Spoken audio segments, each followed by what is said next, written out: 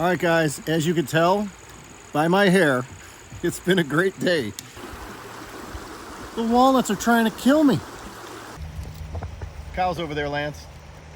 Them ain't my cows. Oh, that's a good fish. That's a good one.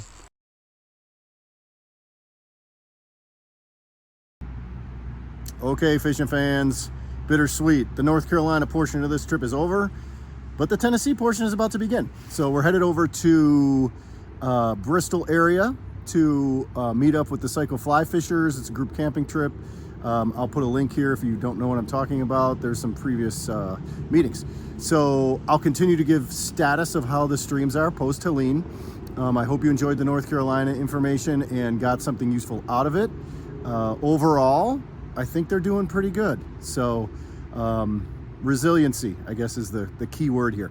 So yeah, we're gonna grab some breakfast, hit over to Tennessee, and see if we can catch some fish. Well, here we are. First stream of the day. Our friend JT used to fish here quite a bit. It was his favorite run. So we're getting ready to go. We'll try to catch some fish. There's never huge fish in here, but 16, 18, Bob? Mm-hmm. Yeah, for this small stream. So the potential is there. Oh, we refashioned our Bose box into the snack box. So recycle, reuse.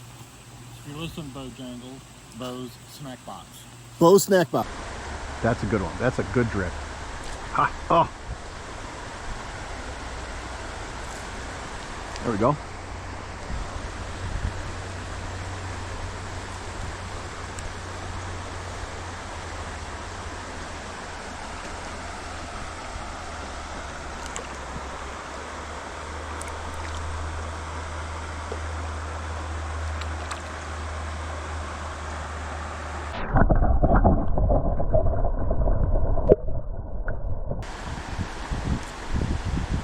Oh.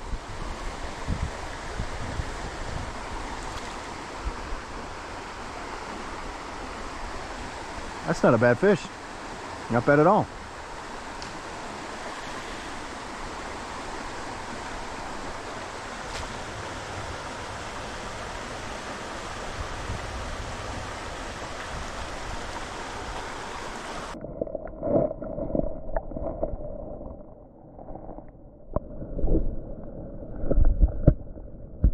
All right, fishing fans, we got 6 or 7 out of this pool, and nothing big, but you know what? It's a really good sign the stream is doing well after Helene. There's natural reproduction. Those are all stream-borne fish. You can tell with the par marks and everything, so that's great.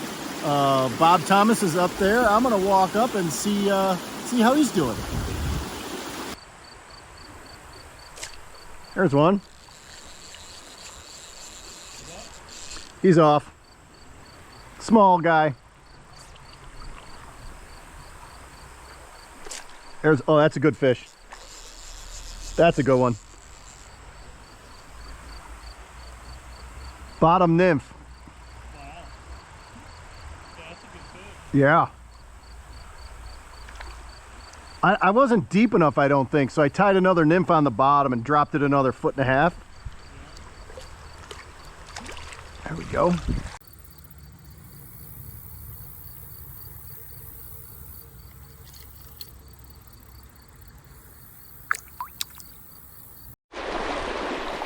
There's one. Yeah, that's not a bad fish. I mean, he's not huge, but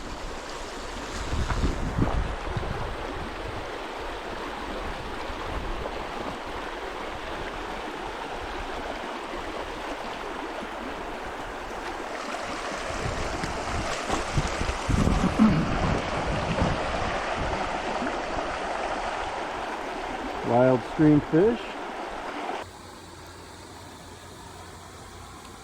Beautiful fish. Beautiful. Okay, fishing fans, that's the day. Just opened a Red Oak Noble Pills. It's really good. Solid 8 out of 10. That is North Carolina's oldest brewery, and they do a really good job. Conditions were great. I caught, I don't know, I'm not a big fish counter, so I kind of lost count, but at least 2 dozen, maybe closer to 30. Nothing huge, but a lot of wild rainbows and a couple browns mixed in. Bob Thomas did pretty good as well.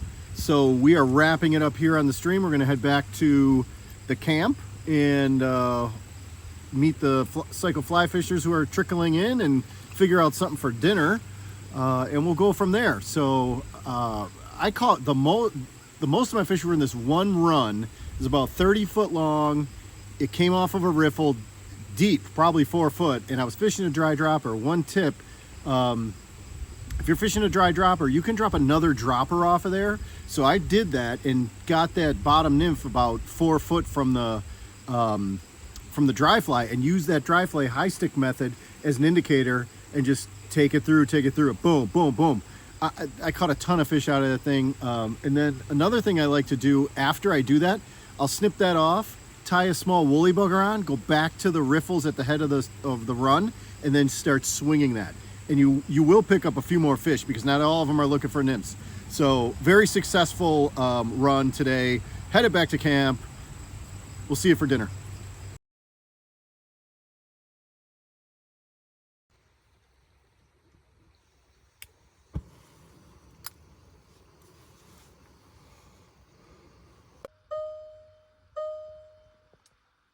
All right, fishing fans, it's cold. Coffee's helping, and we're gonna hit the stream soon, hopefully just after sunrise, or maybe just after breakfast. One.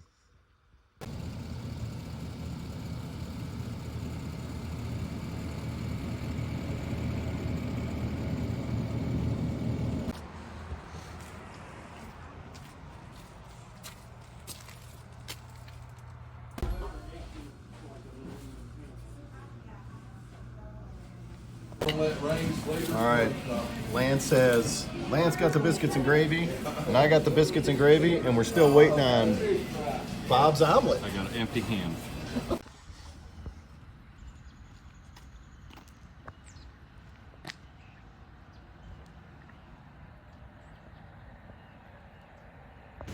All right, folks, we're on the stream.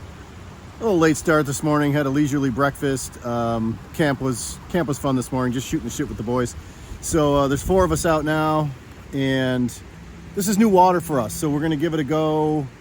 The surrounding area looks pretty good. Some cracked pavement, things like that from the storm. But overall, this section looks pretty good. So we're gonna give it a shot, see what happens.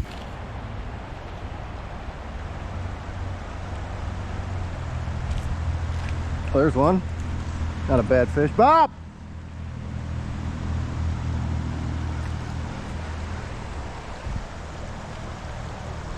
Pretty decent fish on the dropper.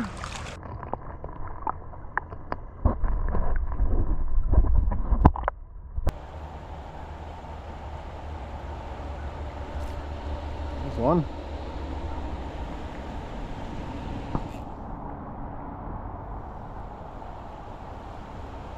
Stream's pretty darn good. Nice little run there. Come on in. All right.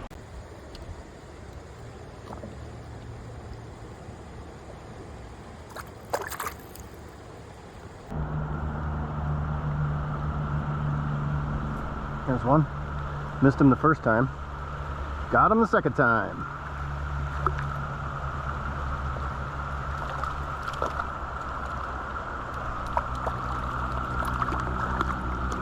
Oh, little brown. Look at that.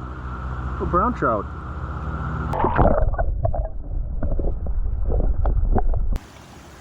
All right, guys. 8 fish out of this run. It was every other cast, every third cast, maybe every fourth cast. But I've been fishing it for about a dozen casts, maybe 20 after that last fish, and I think I caught them all. Neat little fish. I mean, way stronger than they should be for that size. So I'm gonna walk up and talk to Bob Thomas and see what he's doing up there. Couple cows over here, Bob. Yeah. Are those your cows? They make my cows. Cows over there, Lance. They make my cows. So we're gonna start the low country boil and get to it. Low country boil is a dish that one of our members who passed away would always cook. His name was Croker, and we're pretty stoked about that. So here we go.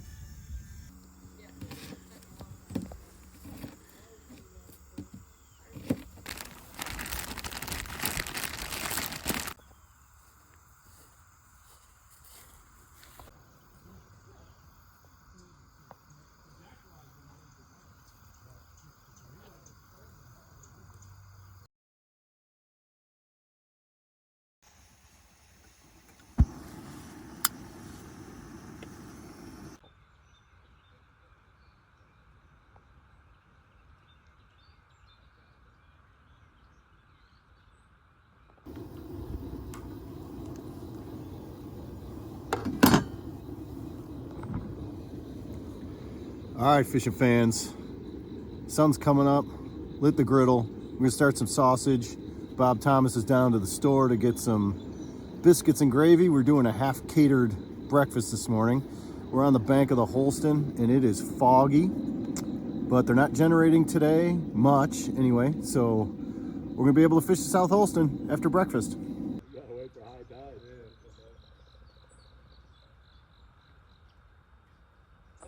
All right, fly fishing fans, we did not do very well on the Holston, and in our defense, I don't think anybody did very well. There weren't a lot of bugs coming off.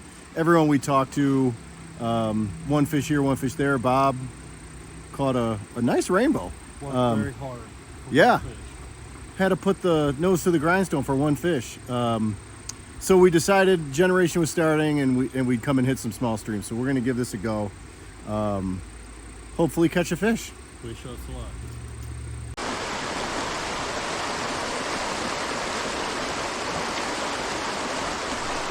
So there's one. Whoa, whoa.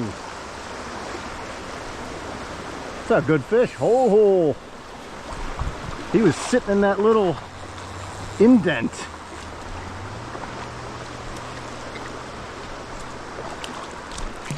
All right.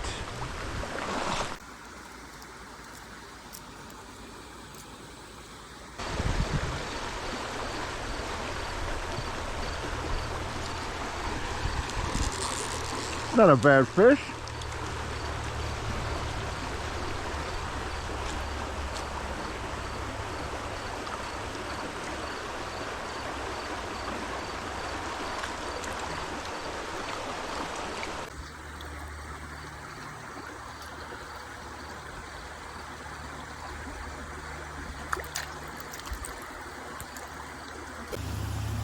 Well, folks, got some fish out of this little run. Four decent fish.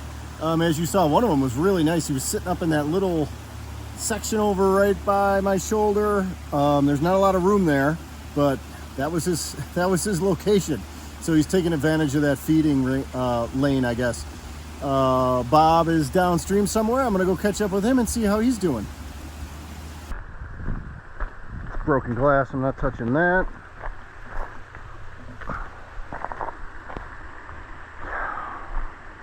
It's absolutely ridiculous.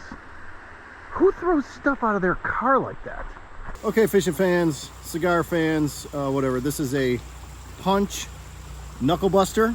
It's one of my new favorite cigars. Bob and I have moved downstream to this one little last section that we're gonna hit for a little while. It's getting late in the day. And then we're gonna head back to camp. And tonight's dinner is chili. And we're gonna do some sampling of Canadian candy bars, so stay tuned for the rating. Rating on the Knuckle Buster, 9 out of 10. Excellent. Super value. Okay guys, this is an interesting run. There's some fast water up here, and then it goes into a deep run. I'm gonna talk about some techniques that I use to fish this water. It actually is about 3 techniques combined. I'll video it on the GoPro and walk you through what I'm doing and how I'm thinking. Hopefully, Jesus Christ, the walnuts are trying to kill me.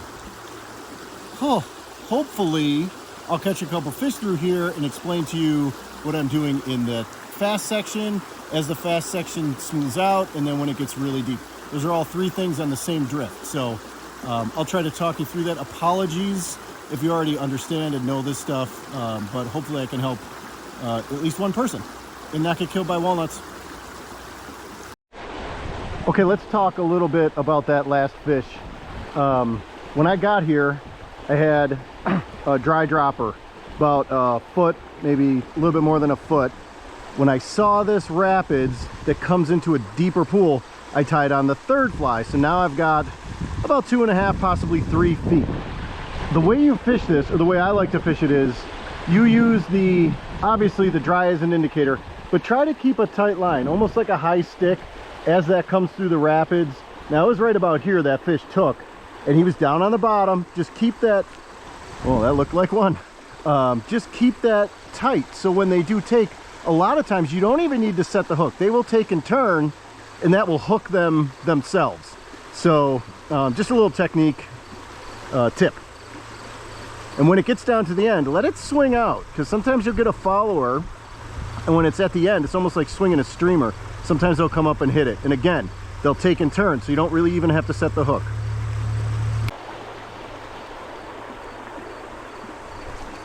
Oh, that's a good fish.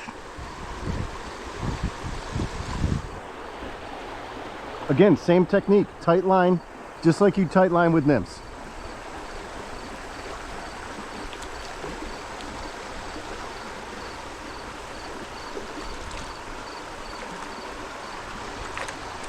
Oh, there we go.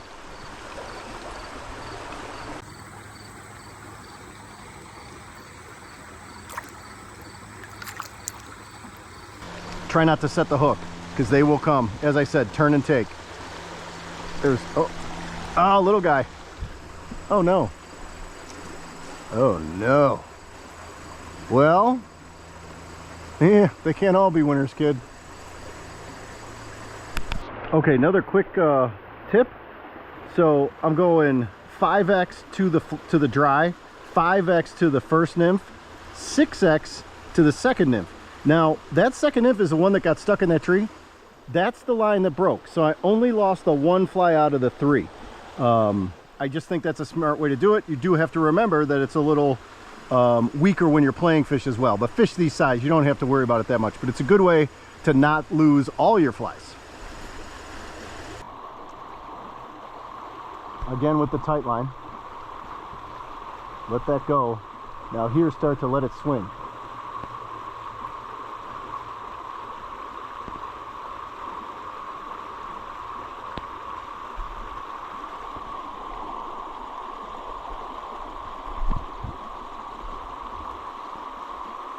You're in the strike zone right about now. Yep, there we go.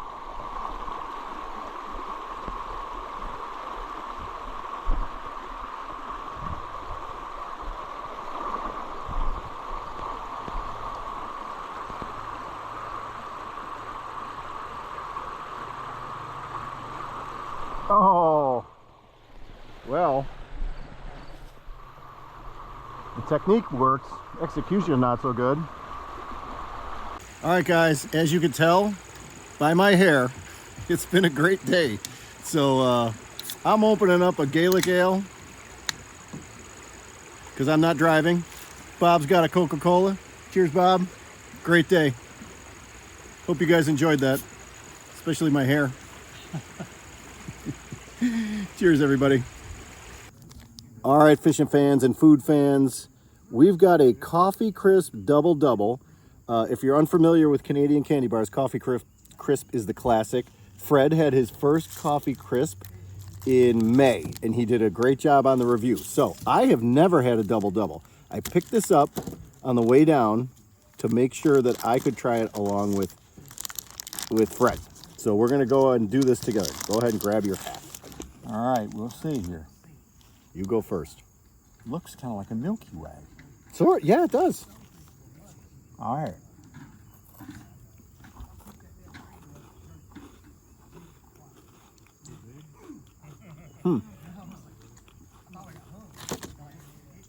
What are your thoughts? It's okay. Yeah. I couldn't give it. It would never be my favorite. No. It's okay. It tastes like a Coffee Crisp. I don't know where the double-double comes from. Like they're just ripping off Tim Hortons with the double-double label. It's fine. It's fine. Fine. It's fine. I'm going 8 out of 10. Fred? 7 out of 10. 7 out of 10. I can't give it. I can't. No, there you go. Yet. See? All right. Well, good try, Coffee Crisp, to rip off Tim Hortons, but we're going less than average.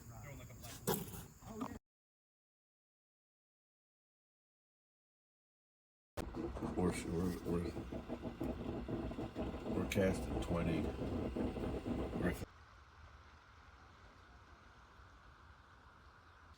All right, guys. Last day of the trip. At least last fishing day. I got some driving to do. So sun's coming up. I'm gonna dry off all the camping gear, get it packed in the truck, and then start fishing on the way home. Oh, and I want to get breakfast from an amazing country store at Shady Valley. They have the best biscuits and sausage and all sorts of stuff.